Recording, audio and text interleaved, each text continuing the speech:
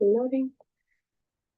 So today, or for the hour right now, we have three amazing facilitators joining us for session 11. We have Sureka, Atanda, and Asma joining us to talk about Ready, Set, Future. What skills will take you there? This will be a presentation and discussion. So just a little bit more about the facilitators themselves. Sureka is a proud fellow of National Scholar Development Program by Dexterity Global.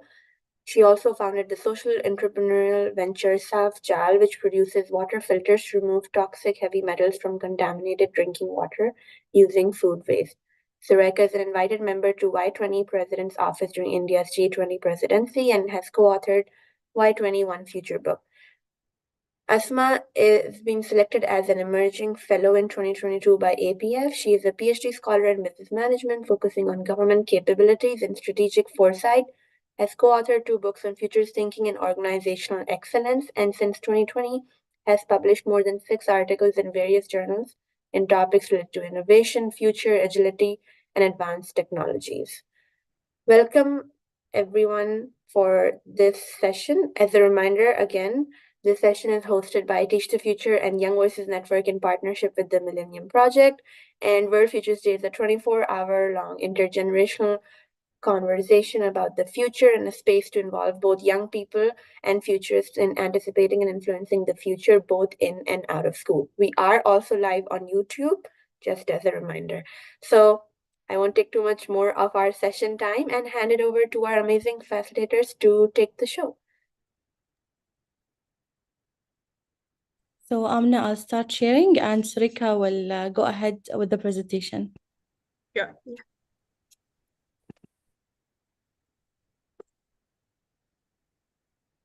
Thank you so much, Amna, for the kind words.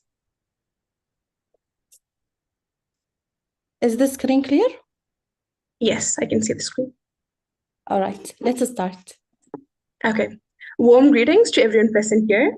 In the session 11 of World Futures Day, we will discuss what skills and traits will take us to the future. Before we proceed, I would like to introduce myself. I'm Sureka Jaikumar, and the other speakers who will be joining me is Laughter and Asma. Laughter, could you please introduce yourself? Good day, everyone. In whatever time zones we are in different parts of the world, I am Laughter, a young passionate change maker from Africa, Nigeria, the Queen of Africa. I am so passionate about leveraging technology for social good, and I've driven and led initiatives that have impacted young people in rural communities with digital skills and literacy. So I'm happy to be in this conversation. Look forward to an amazing time with everyone. Thank you so much, Laughter. Extremely grateful to be hosting the session with you. Let's start this session by discussing what skills we think are necessary for future. So Asma, if we could move on to the third slide, it would be helpful. The next one, please. Yeah, that one, great. So please feel free to unmute and share your thoughts. It was the one that asked the question, Asma. What skills do you think are necessary? Yeah, great, that's one. So please feel free to unmute and share your thoughts on what skills you think are necessary for future. So here the skills can range from cognitive, technical, self-management, or functional. So I would like to hear what other things. If you, yeah, sure, go on. Critical thinking, so important. Oh yeah, definitely. Critical thinking is one of the important skills. What about others? Maybe you could have Carol if she is there. Or whoever wants to join in, you're more than welcome to. Or you can also drop down in the chat. Yes, Carol. Yeah, I think the skill to empathize with somebody else. Yeah, that's wonderful. Empathizing and critical thinking, amazing skills.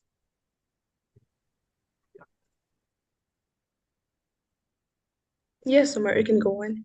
Yeah, I just started, teaching university graduates, and one of the things I'm standing in front of my kids and children, I'm just saying that what are some of those skills that I need? I mean, YouTube is perhaps do a better job than I do. So then I try to relate with people. I try to look at their issues, try to look at not just learning, but create some sort of a bond with them as well. create an experience, not just learning now, rote learning. Now it's more about creating those learning experiences. Otherwise, the question for me always is an AI could do something better than me. So yeah, I think those are that connection with people. I think that is very important. Thank you. Right. Yeah. So the human feeling that you're talking about, being humans. In this world where everything is becoming more of I feel like one thing that still stands unique is that human feeling and the connection that we can make. Such a good point. Thank you so much, Umar. So we'll move on to the next slide. So in this session, you'll be talking about key future skills. And then, I'm sorry, is someone there? Okay, yeah.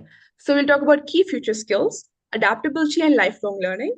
Then we'll be talking about how we can lead a team successfully, and then how we can be an effective team member. Then we will talk about the action plan for preparing for the future. Next slide, please. For this session, it will be really helpful if we all could keep our cameras on, share ideas by muting, and engage in discussion. Now I would like to hand over the presentation to Lafta. Okay, thank you so much, Reka, for that warming up. That was great. And here today, welcome everyone. And then I'll be handling this section of this conversation. I'm talking about key future skills and how to navigate tomorrow's world with essential abilities. And we'll be considering talking about why future skills matters, and we'll also examine cognitive skills, social skills, technological skills, and it would also be interactive. Sir, please, can you hear me? Really low. We can hear you, but it's a little bit low. Sorry, what about now? Can you confirm if my sound is all right now? What about the rest? Yeah, it's like quite low, but we can hear you. You can go ahead. It's a little low. Perhaps you could like reboot or just check your equipment. So these things happen sometime. Yeah.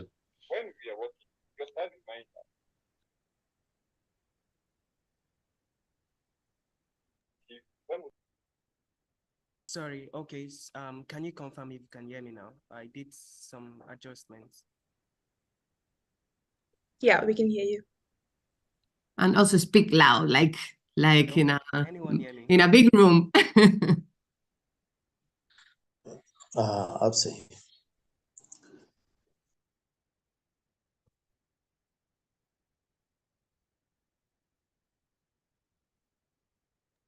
Go on, laughter. Sorry, can you hear me now? Yeah, we can hear you. We can go on. Okay, so let's move to the next slide, please. Yeah, so first of all, I would love us to start this conversation by everyone in this room, utilize the chat box to explain what comes to your mind whenever you hear about the future of work, how AI is replacing, disrupting industries, the way we work, the way we live. Can you share your thoughts briefly in the chat box, please?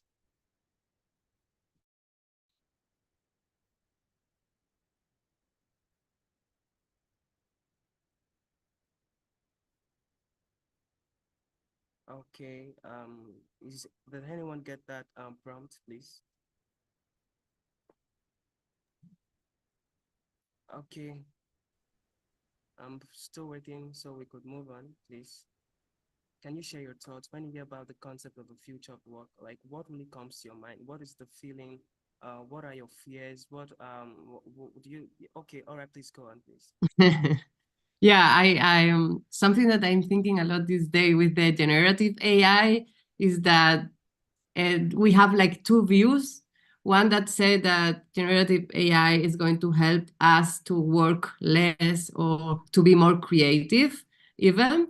And the other side that said generative AI is going to make us less creative because we are going to create only for the AI, like to give prompts, so our creativity is going to to funnel it to be creativity for AI. So I think these two visions about the future of work is interesting. Is AI, generative AI, helping us to work less, work more creatively, or the other way around? Okay, thank you so much. Sir, please, can you take the slide back a bit?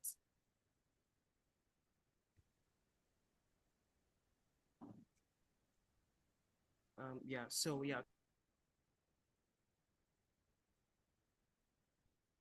And regarding that, if no one wants to answer that, this is what Teach the Future is trying to convince everybody. Like, future skills matter because, as we say, it helps us think critically about the future and about this topic, like generative AI, and explore different possibilities so we can be more prepared for different scenarios. So we don't feel like this uncertainty that much, or this anxiety about the future. Thank you so much for that contribution. I really appreciate that. Moving on, talking about why future skills matters. Okay, we have someone. Can you unmute your mic and express yourself briefly?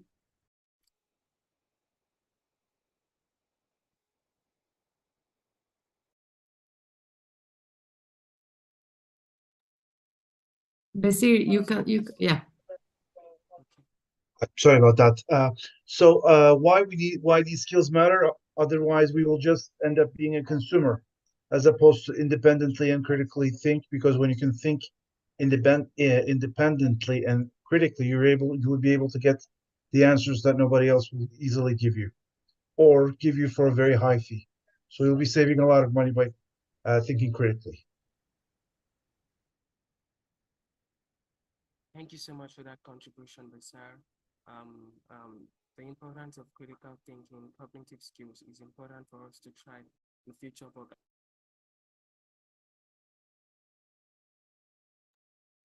We lost you. And yeah.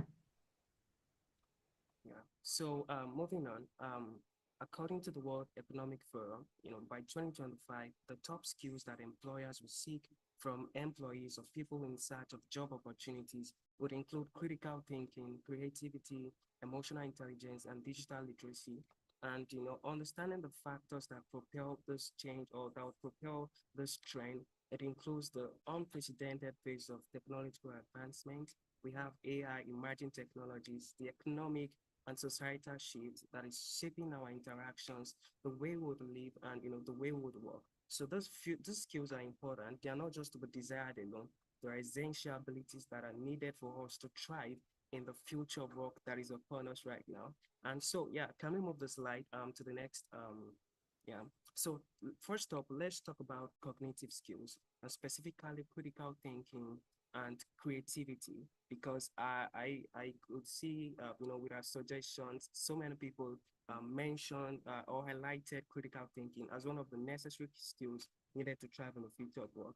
And critical thinking involves analyzing information objectively and making informed decisions. And a report, as a result of certain studies and research, states that 94% of employers consider critical thinking skills to be crucial for success, to be crucial for driving organization growth, organization objectives. And these skills are important for us, to thrive in the future of work that is coming, or that is even around already. So can anyone also, just one person, please, can you give an example of, or a demonstration of where you've applied your critical thinking skill, maybe in your work, in your workplace, in your endeavors? Can you please, can someone share that quickly before we move on?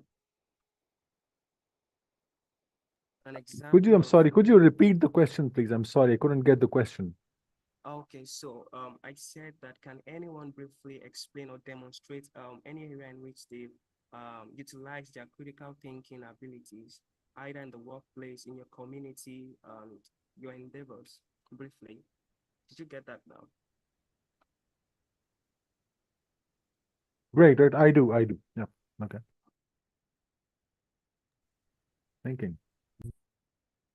I can start for the shy people out there. We have also in the chat, but for me, critical thinking is key when reading the news.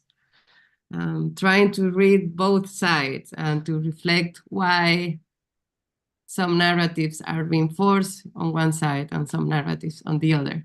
This is why I use it every day. Okay, some of you must have been students. Now I'm facing students who are young. For me, the critical thinking comes when they're asking me for leave I have this and this issue. I need a leave today. I really need to use that critical thinking. Is it true or is it false? So yeah, those sorts of critical thinking, because working with youngsters, some very nice up people, but sometimes they'll make those excuses and I really need to think critically. Yeah. Okay. Thank you so much for that insightful contribution. And those are great examples. I was happy hearing them. And to add up to that, an example of critical thinking or that could help us to thrive in the coming future of work could be our ability or the skill, our ability to solve complex problems by breaking them into manageable parts. And in the field of product management, which I belong to, it's called agile. Our ability to, do things agile in a more smarter way, and I believe these skills are important for us to thrive in the future of work. Yes, I can see, yeah, analyzing previous, yeah, this is a good suggestion. Thank you so much for your contribution. And also, can we move to the next slide, please? Now, the next again. Yeah, so now it's important that we shift our focus to social skills, because we do not just need critical thinking skills alone, because we live in a world that has to do with not just individuals, but a community. In an organization, you have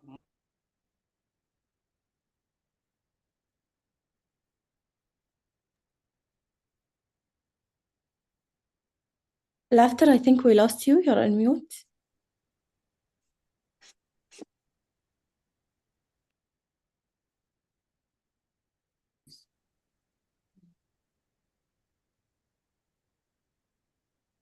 Sorry, please, can you hear me? We can hear you now. Now, yes.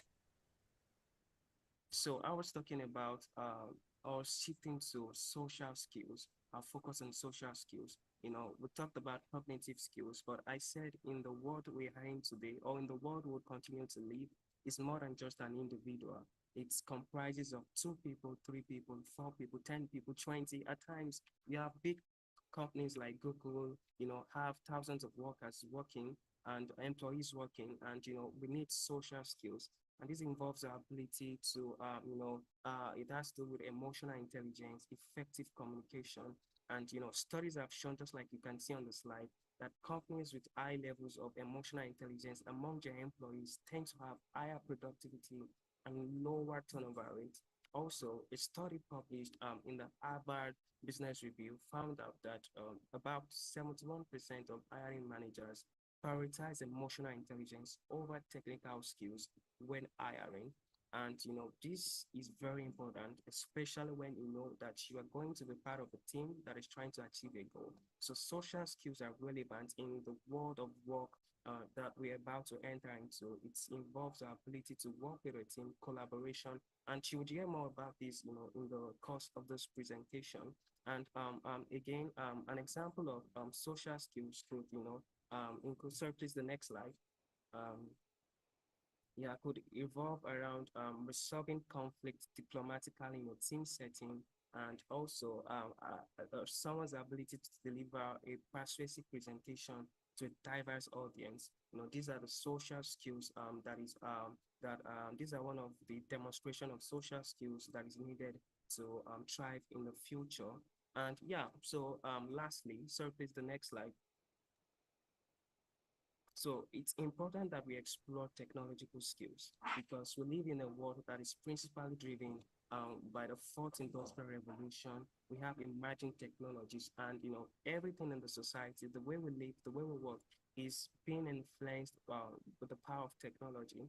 And looking at the stats on the slide now, um, over 30%, 50% of jobs today require some level of digital skills. So can somebody share again? You can unmute your mic or share in the chat box an example or a situation where you've demonstrated that you have technological skills in your work, in your community again. I would love to hear that as we proceed in this conversation, please. Can you share that briefly? You can unmute your mic. You can share in the chat box. I'll go ahead and share something. So I would say like technology is like such an important part of our lives. Like even right now, if it wasn't for technology, we couldn't connect together and be part of such a conversation. Personally, like for me, technology has been immensely helpful in accessing educational opportunities. So when it comes to e-learning, it's really important, and it opens up all of these barriers that otherwise exist when it comes to accessing educational opportunities. So yeah.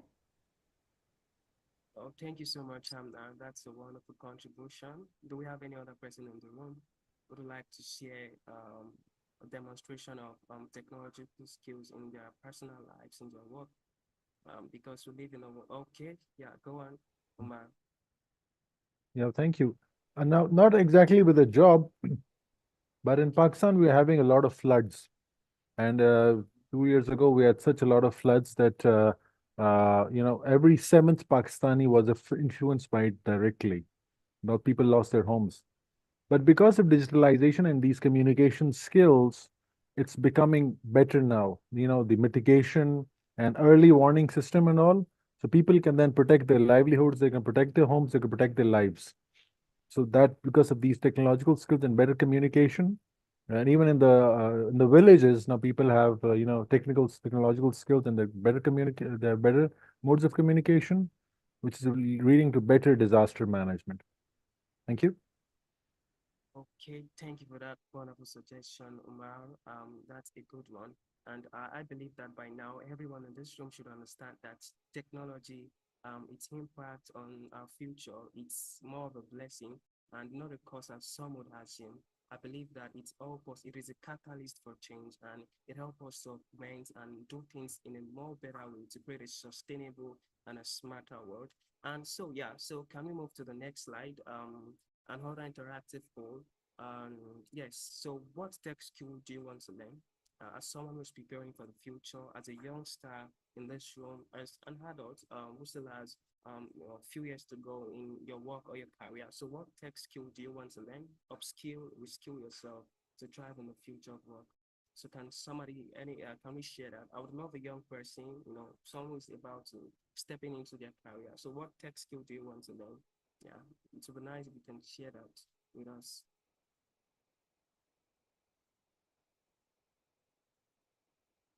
Okay, so before anybody would come up, so I'm going to share my own thoughts about this question.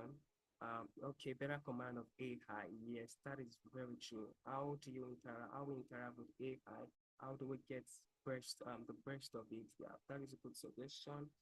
We can keep it rolling in, but for me, as someone who comes from Africa, and you would notice that in the past 10 years, 11 years, one of the key improvement that you've seen is in the digital economy. Over the past 10 years, we've seen tech unicorns rise out of Africa, especially Nigeria, the likes of Flutterwave and all. And so for me, a tech skill that I would love to learn, it's product management, because there is need for us to come up with better growth strategies that drives technology products and services to grow in Africa. So that's a tech skill I want to learn, product management. Yeah, so can we keep it rolling? I would love to hear more suggestions on this. Just adding on to the amazing point Lindevi shared in the chat, I think in today's time where AI is just everywhere, like all of the news articles are about AI, everybody's sort of worried and also looking forward to how AI changes. I feel like specifically just understanding how and where specifically I would want to further enhance my skills. So if it comes to, let's say, coding, right? I do know how to code, but maybe taking it to the next level, learning new coding languages, or seeing how I can implement them in my personal work or at school, and just seeing how all of that plays around. Thank you so much for that. That's a nice one. Thank you, Amna. You've been so active in this conversation. I appreciate that. Yeah, thank you so much. Yeah, so yeah, go on, please. You can unmute your mic and speak. Lingway. Okay, hi. So just adding on to what she just said now, which was very vital. I realized that more and more I get this spam or hack messages or something that says your computer is compromised. And it makes me want to understand exactly how this works and how I can protect myself. Because more and more as technology gets advanced, we are going to be under threat if you don't understand what's going on your phone. You could just click on a link and then the next thing you cannot access your documents or whatever. So I think the knowledge as well of being able to know how you can protect yourself or how to code and how to see if this is a risk or not. So yeah. Thank you so much. In a way, that's a nice suggestion because the emergence of AI, the way it's operating in our world today, and I believe that organizations who are in charge of deploying these systems have also set up structures that helps to ensure ethics and to ensure that our privacy is not compromised, and also it would be also nice for us to embrace digital literacy more. The internet is just right at our fingertips to search online for information, to harm ourselves, and cybersecurity tactics, personal ones, and this would help us to ensure our safety, even in a world that is rapidly changing due to technological advancement. So yeah, so thank you so much. And yes, can we move to the next slide? Okay, so here is the thing. We're talking about adaptability and lifelong learning in a world that is fast changing. And I would love to, yes, ethics. Yeah. Thank you so much, Louis, for that. And in a world that is rapidly changing, a world of work, there is need for adaptability because, can you move to the next slide, please? Sureka, thank you so much. Yeah, so before I tell the story, can you read the stats here that states that over 35% of the skills deemed essential today will change by 2025? And there was a time I was reading an article that stated that even children who get born today would work in roles that do not even exist yet. So it's a world that is, I would not want to use the word complicated, but it demands that we become adaptable, to move with the changes, the trends, and upskill ourselves, reskill ourselves, so that we can be relevant in the world of work. And yeah, the next slide, please. So quick, yeah. Okay, yeah. So adaptability is not just a valuable skill. It's a competitive advantage for anybody who wants to lead a successful life, a successful career in the future of work. So yeah, the next slide. So let me tell my short, beautiful story. So pay attention. Yeah, so once upon a time, Jill lived a young professional who had always been passionate about her career and marketing. She had loved marketing all her life, right from when she started to get mature. And however, as the world around her began to change rapidly, she realized that she needed to adapt to stay relevant in the future of work. One day, the HR manager of the company where she worked in announced, it was a traditional advertising agency, came to the office and then announced that the company's shift towards digital marketing strategies and remote work arrangements. So many of Maya's colleagues insisted the change that, oh, I don't want to change this. I've loved traditional advertising all my life. This is going to be so hard for me. I don't have the time to do this. I'm not just going to move with this. But she saw it as an opportunity to embrace new challenges and expand her skill set. Instead of clinging to her familiar ways, she enrolled in online courses, leveraged edtech platforms to learn about digital marketing tools and techniques. She attended webinars, joined virtual networking events, connected with industry experts on social media platforms, and through a proactive approach to learning, she became proficient in areas such as SCM, serial engine optimization, social media advertising, and content marketing, which was relevant for to the change that was going on with the organization she's working with. And as a result, she also embraced the flexibility of remote work. She set up a home office, learned how to collaborate effectively with teammates across different time zones, and she also mastered the art of balancing work and personal life in a virtual environment. Despite the initial uncertainties, because it was not easy, change at times comes with a whole lot of sacrifice, a whole lot of resistance, personal resistance. But adaptability paid off. She not only retained her position at the company, but also earned recognition for her innovative ideas and contributions to the digital marketing team. So looking at this short story now, the why change may be daunting, but it also brings opportunities for growth and success. In a world where the roles that would work with in the future are not even defined yet, adaptability is needed. Just as you learned through the story of Maya, as she was working with the traditional advertising agency, then the change come remote work arrangement, and then shifting to digital marketing options. She upskilled herself while other colleagues were complaining that, oh, we can't move with this. And in return, she was able to ensure her relevance in the organization, and it helped her to be creative and innovative. So yeah, thank you. I hope you enjoyed that short story. So yeah, please, the next slide. Yeah. So yes, and I'll be discussing just two strategies that can help us to foster adaptability in the future of work.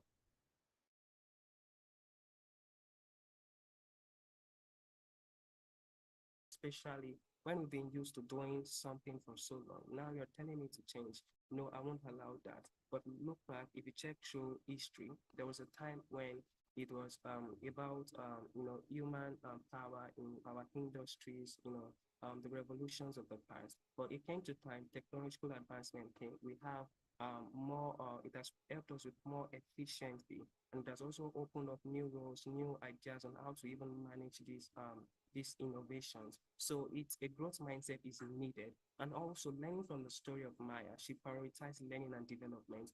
And one blessing for us, in this world of uncertainty is the rise of educational technological platforms, which has opened us up to a new way of learning, personalized learning, tailored learnings to upskill people. We have initiatives like Upgrade in India. We have Coursera. We also have beautiful edtech platforms even here in Africa, and that helps people to embrace change in the world of work by providing them access to learning resources, short-term courses,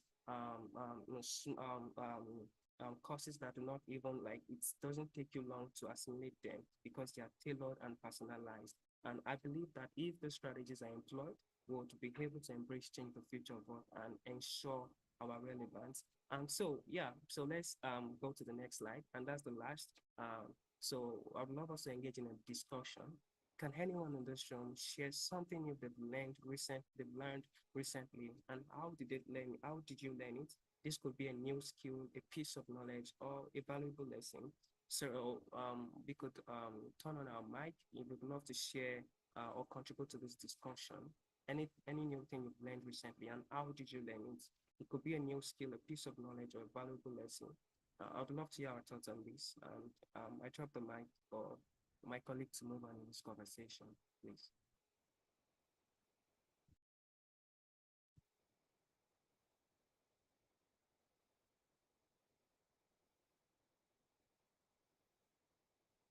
Sorry, please.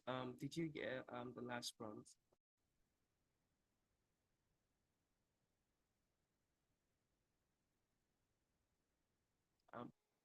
Sureka, please, can you move the slide to the next? Yeah, thank you so much.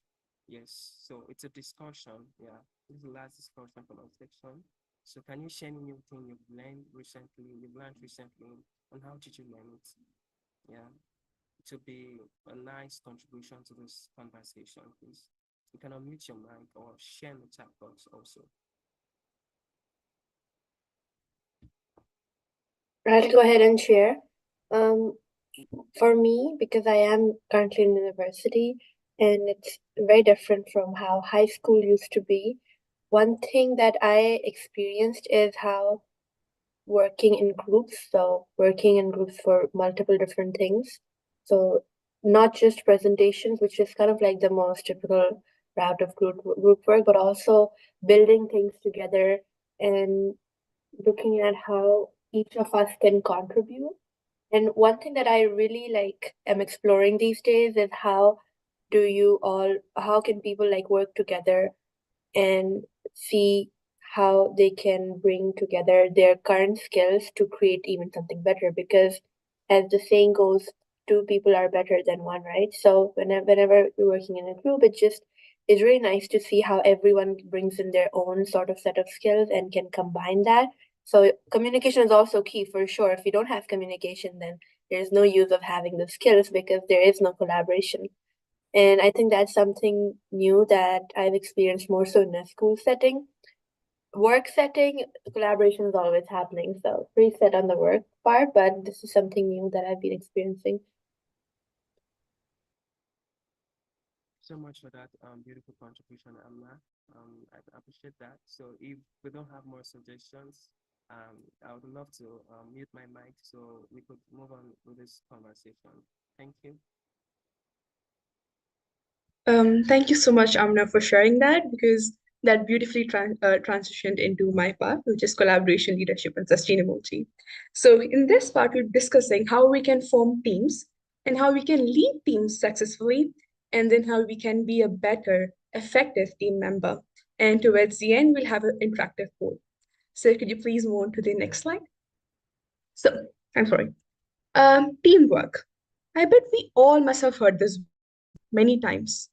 At least today, you might have heard it twice or thrice. So let's unmute and discuss what we understand by this word. From my perspective, teamwork is like a collaboration between two or more people towards a shared goal or purpose, right? So, what do you think? Who wants to go first? Or you can also drop down in the chat. I see Rocco has unmuted. You can go ahead, or anyone who is interested. Or please feel Shall I free go to ahead? share. Yeah, sure. Okay, so my idea of teamwork, in my own context and my experience so far, I believe that it's a situation where two or more imperfect people, yeah, let me use the word imperfect people, come together to leverage their strengths, their weaknesses to achieve a common goal. So the more emphasis on the imperfect people because we actually don't have it all individually. But teamwork considers people who are imperfect coming together to leverage on each other's strengths and weaknesses to achieve a goal. So that's my whole perspective about teamwork. Thank you. Thank you so much for sharing. And that's like really interesting because it is similar to what Amna shared. So, as individuals, we might not have all the skills required to perform a task. So, when we come together, we become a culmination of different skills so that we can work towards something with a greater force. So, yeah, there is something in the chat as well. More than one people working towards common objectives or deliverables. Great. So, that's exactly what teamwork is. And we can interpret it depending on situations as well. So could we please move to the next slide? So I've just jotted down few themes that came into my mind. So like right when we wake up, we're already part of a team called as family. And then we either move on to our workplaces, schools, or colleges where we're again part of teams. So we come across many teams, we are part of many teams, and also teams contribute to our success, or maybe to our, they also provide services. So here I've jotted down few teams that provide services in our daily life, and this is a non-exhaustive list. To just give an example, I jotted this down. So could we move on to the next slide, please? So we all know that teams are changing, and these changes are like different types. One could be is the change to hybrid and more remote team. And other change that could be is that nowadays team members are restricted geographically, right? So due to the use of technology, team members are from different cultures, different time zones. And in such teams, we will have to relearn how to be successful. We should gain adaptability, as discussed by Laughter, so that we will be able to work in a different condition more effectively. And we'll be learning how to do that in the session. Could you move on to the next slide, please? So we'll be discussing how to make new teams thrive or how to lead new teams thrive. Before I share my points, I would like to hear from you on how you think that we can make new teams thrive, or how can a leader make a new team thrive. You can either drop down in the chat, we'll just wait for 1 minute for your response.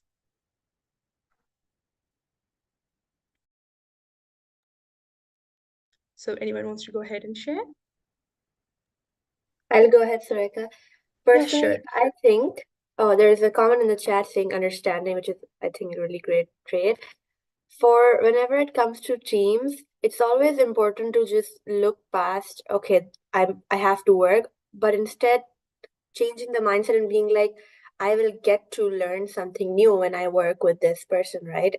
And just being more empathetic, I guess, because usually we're always just in such a rush to get things done that often we don't really think that, we're actually working with other people and they have their own stories, they come from their own areas, and just really thinking that, okay, if I'm working as a team, this is something that we all are contributing towards, and we all can work together to make it even better. So I would say, if whenever new teams start, it's always necessary for everyone to just like meet each other. Like icebreakers are, that's why they're so great, because you can sort of just truly look at a person and connect with them more so than just what their titles might be or what their education is, because that's just how we as emotional beings work. Great, thank you so much for sharing. So, from what I understood, we highlighted understanding, being empathetic. That's a really good skill that we should have to lead a team successfully. And in chat, we have one more response of defining the objective clearly upfront. That's an amazing response as well. And then measuring our metrics, measuring our achievements. That's a great one as well. So I see another hand raise. You can share a response, but it would be really helpful if you could keep it short within like 30 seconds. Please go ahead. I think somebody, can you hear me? Yes, I can hear you.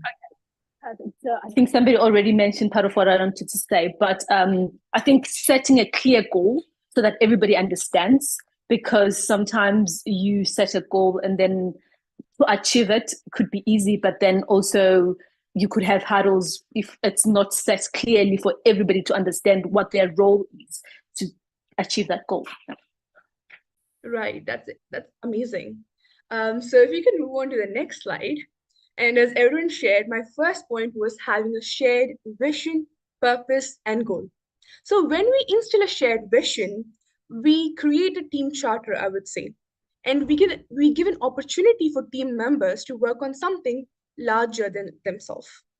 Moreover, when we are forming this vision or goal, we'll be able to understand the roadblocks or obstacles that come along the way, and we'll be able to come up with ways to mitigate away from them. And it also help in creating a time frame. The next one that we can do is to create a coordinated structure. So when we create a coordinated structure, it may seem very simple, but more often teams suffer from lack of clarity around who is doing who is doing what and by when. So when roles and responsibilities unclear, things fall through cracks. So to create coordinated structure, we could use RACI analysis. Asma, could you move on to the next slide, please? Okay, so I have not put in here the RACI analysis. I could share that picture in chat. 1 minute.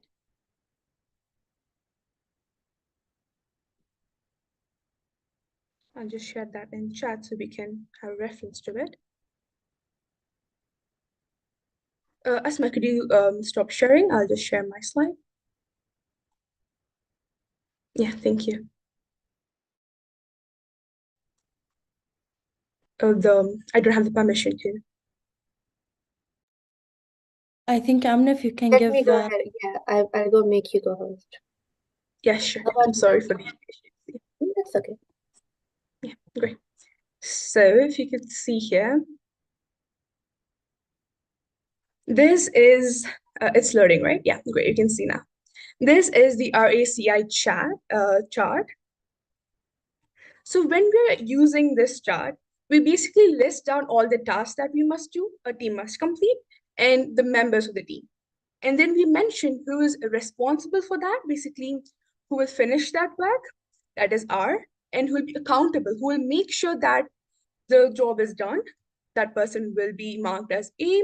And then C, which is consulted, who can provide input to finish that work. And then I, basically the one who will be informed that this job is done and informed about further update. So when we clearly lay down a structure like this, it becomes easier to work on a task. So this is RACI analysis. Asma, you can share your screen now.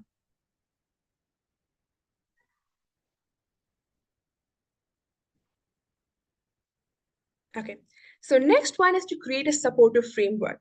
We all need systems and processes that will enable our team members to do their best work. This just goes beyond technology, right?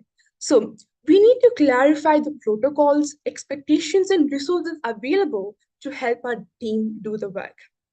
How can we implement it? It's simple as creating a team charter, which would include team missions, communication, protocols, and agreed upon ground rules, so that the team members will know which behaviors are accepted and those that aren't accepted. So, and we should also regularly check in with our team to make sure what's working well and what could be improved. One more essential thing that can be done to create a supportive framework would be to give continual feedback and constructive feedback. The next step that can be done is collective trust and transparency. Yeah, great. So transparency basically builds a culture of trust, wherein these team members will be able to put conscious efforts towards a task and procrastination can be avoided. At moments of crisis and like change initiatives, when there's a transparency, there's a minimization of resistance to the change and adoption of change. And extraordinary results demand extraordinary efforts. And that is only possible when there is collective trust and transparency. The next step that we can do is to create a psychologically safe environment in our team. Basically, psychological safety is like the glue that holds other elements together. When we are in a psychologically safe environment, we can be ourselves with our team. We can share our mistakes, we can share our feedback, we can ask questions. So basically, these are 5 steps that we can take. So to conclude, first, we can create a shared purpose, goal, and a goal. And then we can create a coordinated structure, create a supportive framework, or create a collective trust and transparency, and make sure our team space is psychologically safe. So next, what we're going to discuss now is how we can thrive on new teams. So we discuss how to lead a team. As important leading a team is, similar to that, being an effective team member is also really, really important. So now I would like anyone to unmute and share how we can be an effective team member, what skills we can develop to be an effective team member so we can contribute to our teams better. Limbi, you want to go ahead? You can. I hope I pronounce your name correct. If it's not, please correct me. Sorry, can you hear me? Yeah, I can hear you. Oh, okay. I think having a flat hierarchy, or even if you have hierarchy, but making sure that hierarchy is explained to everybody and everybody understands is vital in making sure Yes. that the teams thrive. Yeah. Yeah, great. So that's an amazing point as well. So now we're discussing about how we can be an effective team member. Any other views on it? Like how you can contribute to your team, what you can do it on a personal level, so you can contribute better. I see someone has unmuted. If you want to share your thoughts, please go ahead.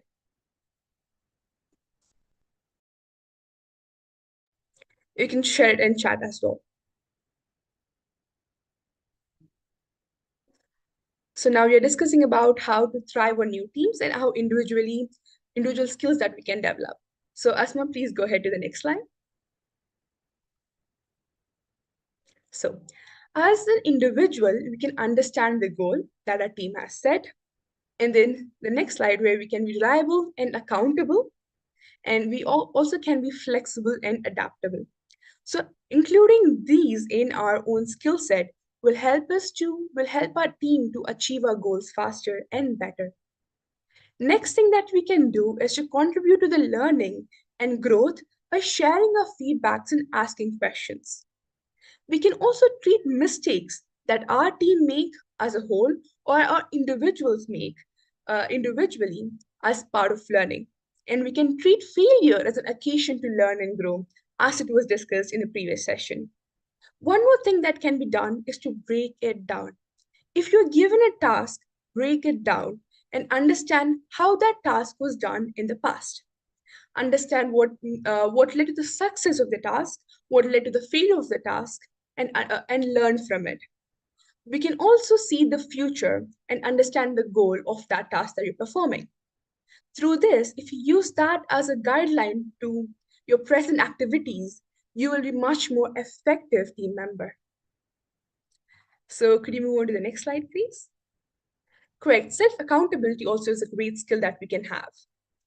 So now I would like to have a really long discussion on think of a time when you worked in a team and what role did you play and how do you plan on to work on it. You can also include the skills that you utilized there to be an effective team member, or if you were the leader there, what skills you utilize so that your team can be successful. You can share that as well. Please feel free to unmute and share your thoughts.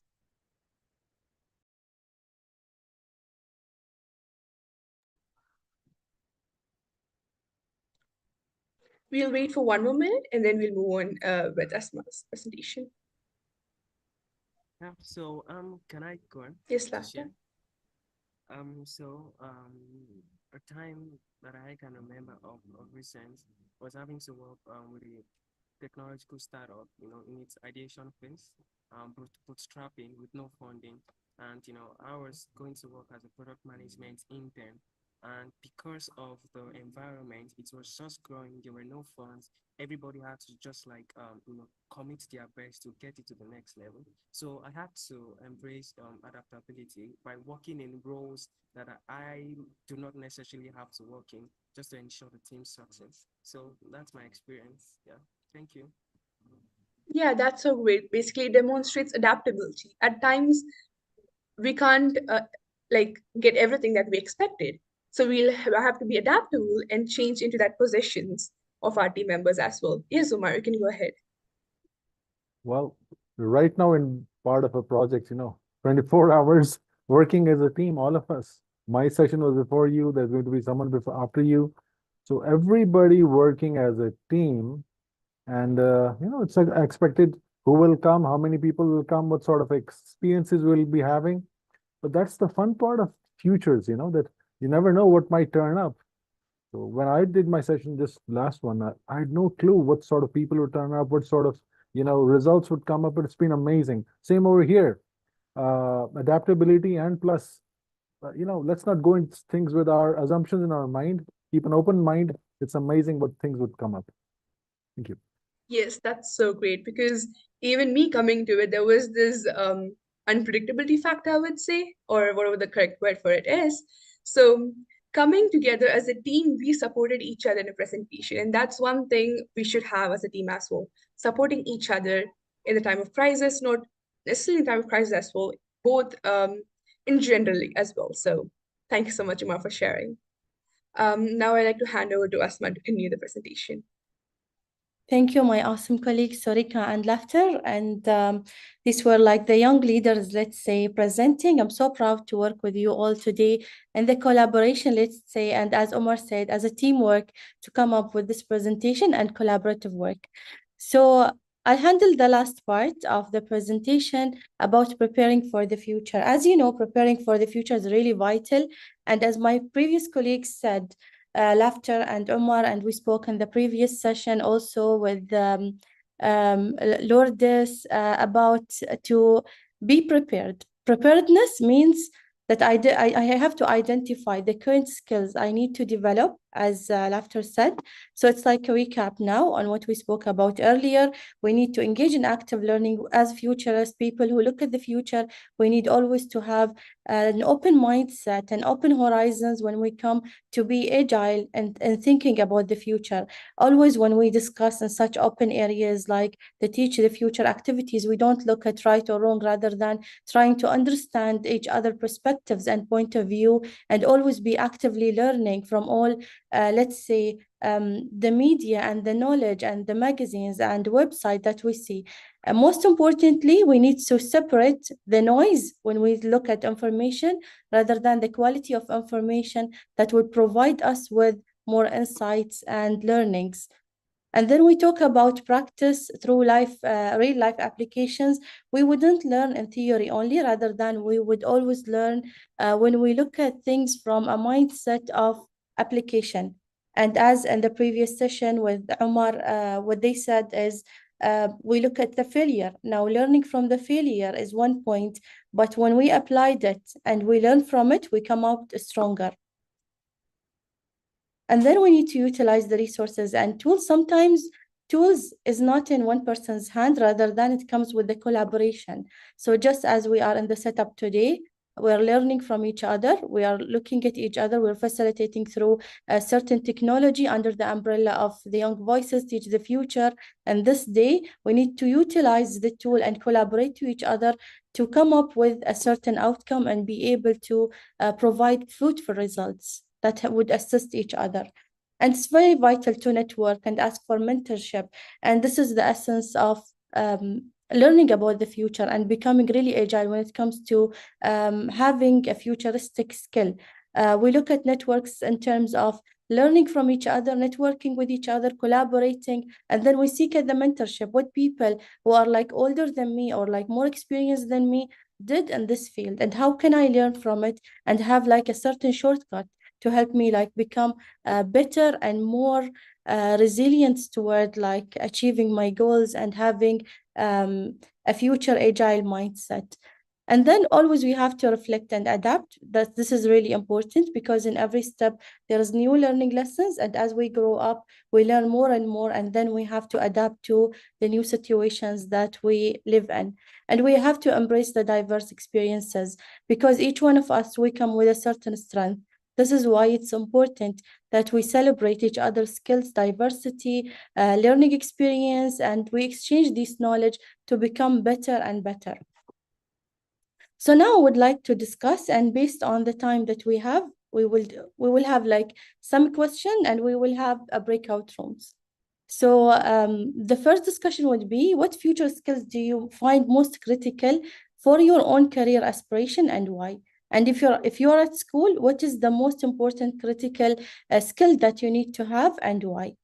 Amna, if you can assist me, please, into having like 2 breakouts room or 3, so they can discuss.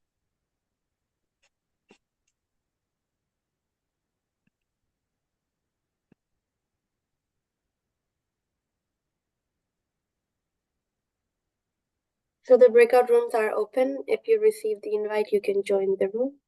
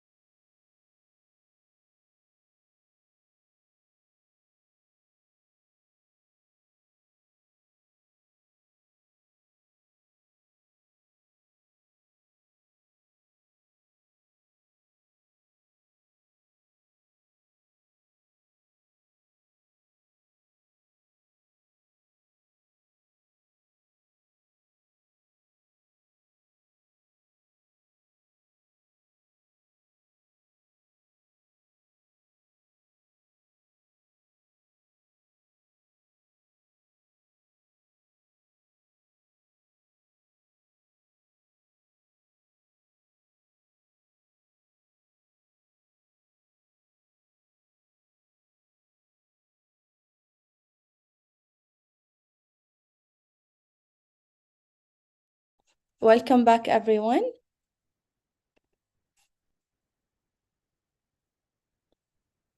Let's give it a few minutes for the rest to join.